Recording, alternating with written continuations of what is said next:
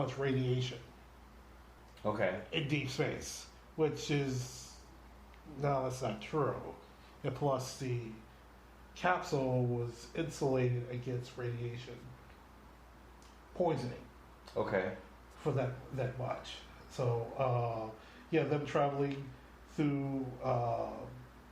So why not though? I guess my question would be, why not put the same questions to the first man in space? Do they not believe that happened either? The first one, Alan B. Shepard. Yeah. They did, but it doesn't really, because he was only up a short amount of period of time. Alan B. Shepard, because he just went up and then he came right back down. No, I'm saying, do the conspiracy theorists who don't believe we landed on the moon also not believe we went to space at all? Some do, some don't. Because if they're talking about how radiation would be too poisonous to be out there, wouldn't the same? Some do. You know? Do you know what I'm saying? Yeah. Yeah, some do, some don't. There's some people who think they didn't go to the moon, but we did go into space. And some people know we didn't go into space at all. Let's see. They point to some photographic evidence. There's no stars in any of the photos. The Apollo 11 astronauts stated in post-mission press conferences that they did not remember seeing any stars during their landing. Conspiracists contend that NASA chose not to put stars onto the probe because astronomers would have been able to use them to determine whether the photos were taken from Earth or from the moon by means of identifying them and comparing them to celestial positions and paradox to what could be expected for either observation site. The astronauts were talking about naked eye sightings of stars during the lunar daytime. They regularly sighted stars throughout the spacecraft navigation optics were aligning their inferential references platforms. The Apollo PGNCS. Stars are rarely seen in space shuttle, mere Earth observation photos, or even photos taken at sporting events held at night. Yeah, that's very true. Exactly. The light from the sun in outer space and the Earth-Moon systems is at least as bright as the sunlight that reaches Earth's surface on a clear day at noon. So cameras used for imaging subjects illuminated by sunlight are set for daylight exposure. The dim lights of the stars simply do not provide enough exposure to record visible images. All crew landings happen during lunar daytime. Thus, the stars were outshone by the sun and by sunlight reflected off the moon's surface. The astronauts' eyes were adapted to the sunlit landscape around them, so they could not see the relatively faint stars. The astronauts could see stars with the naked eye only when they were in the shadow of the moon. Right, because the light from the sun isn't overexposing.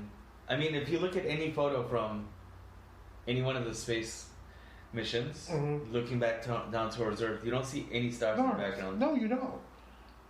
Yeah, there just isn't enough light, I should say. Something that is amazing, though, Nick. Yeah. Looking through these photos that they took on the moon, just how amazingly high quality they are. And that's brought up as one of the evidences that the conspiracy theorists don't believe that it's real. Right. It literally says that the quality of the photographs are implausibly high. But then it goes on underneath it to explain why. But they are really high quality photographs for being 1969. Yeah. That's they invented my mind. That was invented. It just didn't hit the public use till much later. Yeah. Here's another crazy conspiracy theory. A resident of Western Australia, a woman named Yura Rommel, a pseudonym created by authors of the source, said that for 2-3 seconds she saw a Coca-Cola bottle roll across the lower right quadrant of a television screen that was displaying the live broadcast of the Apollo 11 EVA. She also said that several lettering appeared in a Western Australian discussing the Coca-Cola incident within 10 days of the lunar landing. Here's the truth. No such newspaper reports or recordings have been found. Reynolds claimed to have only been relayed by one source. There's also flaws in the story. The statements that she had to stay up late to watch the moon landing live is easily discounted by many witnesses in Australia who watched the landing in the middle of their daytime. So you get this lady who's from Perth, Australia, is the only person on Earth who saw the Coke bottle? Apparently. Wasn't the lunar landing like one of the most watched pieces of broadcasts of all time at the time? Mm-hmm. How many people tuned in? It had to be millions. Millions. 60 million people worldwide, I think. Might be close to.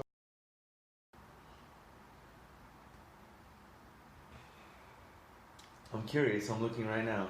Mm-hmm.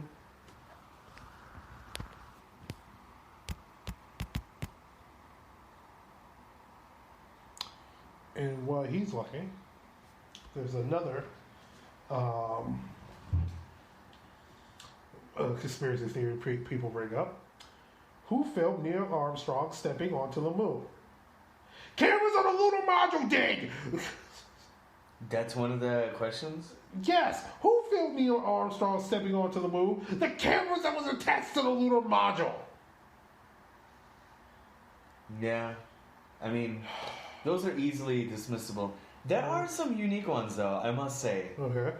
And I don't Bring know. one up. Well, I don't know enough about the subject matter to like refute or believe any of these questions, but there are some interesting questions on here, right? Again, I'm not saying I believe it, Okay. but it's interesting. The lunar modules weighed 17 tons Mm-hmm. and made no mark on the moon dust being, the very fine sandy surface of the moon. Mm-hmm. But yet, footprints of the astronauts can be seen in the photos. Right? Right. Interesting. That was away from the blast radius when they took off. But what about the landing? Wouldn't there be just like dust kicked up in the air? Again, not knowing anything about, how dust travels through. There's no gravity on the moon. There's some gravity on the moon. There's no gravity on the moon. Well, then no, there's some gravity on the moon. There's no gravity in space. There's no air in space. Yeah. How is it going to kick up with no air? I mean, dust is still dust, right? It's going to go differently in space. Yeah. I mean, again, that's Literally, one of the astronauts took a feather from I believe either an eagle or a falcon, Uh-huh. and like a book weight, and dropped it both at the same time Uh-huh. on the moon. They both fell at the same time Uh-huh. on the moon. There's no air. Yeah. It's still an interesting question. But I'm sure easily refutable. I just don't know Easily enough about it.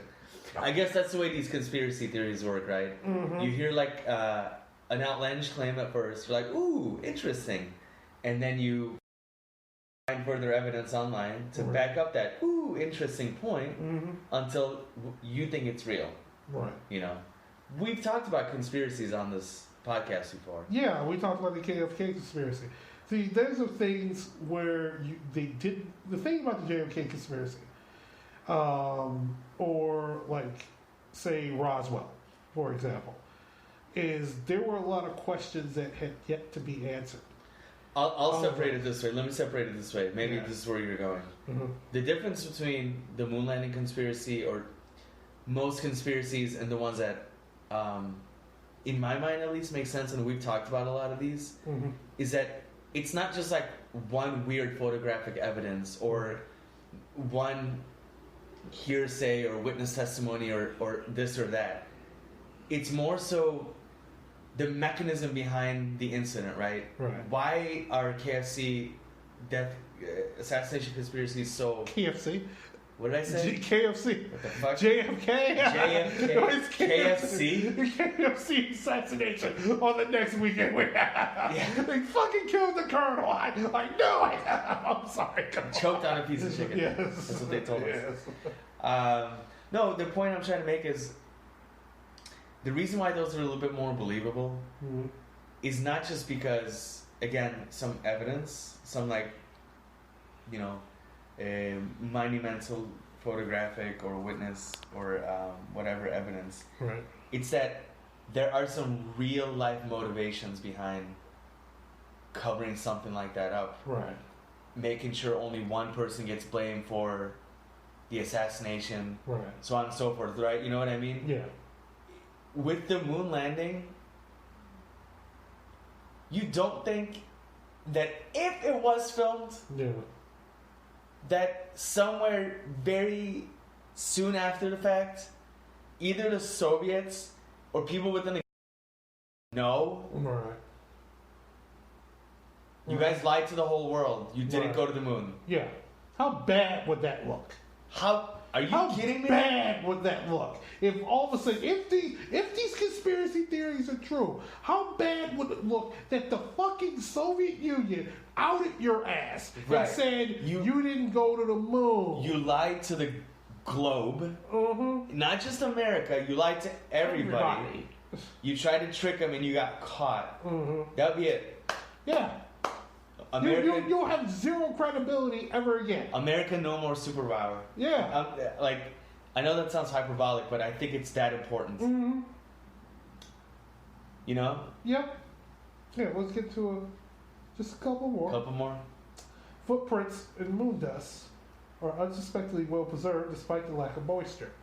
Moon dust has not been weathered like Earth sand. It has sharp edges. This allows the dust particles to stick together and hold their shape in the vacuum. Astronauts liken it to talcum powder or wet sand. So moisture. Which is why it was preserved so well. Yes. Mm-hmm. Here, this is what I was talking about. During the Apollo 15 mission, David Scott did an experiment dropping a hammer and a falcon feather at the same time. Both fell at the same rate and hit the ground at the same time. Thus, proved that he was in a vacuum. That goes back to your last question. Okay, fair enough. See, again, maybe, they can be easily refuted. Mm-hmm. The points that the conspiracy theorists make. Mm-hmm. The lunar module made no blast craters or any type of dust scattering. You get to your other question. No crater should be expected. The 4,500 kilogram, 10,000 pound thrust of the decent propulsion system has thrown it very far down using the final landing. The lunar module was no longer quickly decelerating, so the descent engine only had to support the lander's own weight, which was lessened by the moon's gravity and by the near exhaustion of the descent propellants. By landing, the engine thrust divided by the nose exit area is only about 10 kPi or 1.5 psi. Beyond the engine nozzle, the prune spread and the pressure dropped very quickly. Rocket exhaust gases expand much more quickly after leaving the engine nozzle in a vacuum than in an atmosphere. The effect of an atmosphere on rocket plummets can easily be seen in launches from Earth.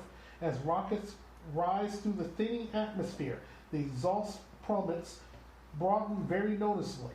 To lessen this, rocket engines made for vacuums have longer bells than those made for use on Earth, but they still cannot stop the spreading. The lander's exhaust gases therefore expand quickly well beyond the landing site. The descent engines did scatter a lot of fine surface dust as seen in the 16mm movies of each landing, and many mission commanders spoke of its effects on the facility.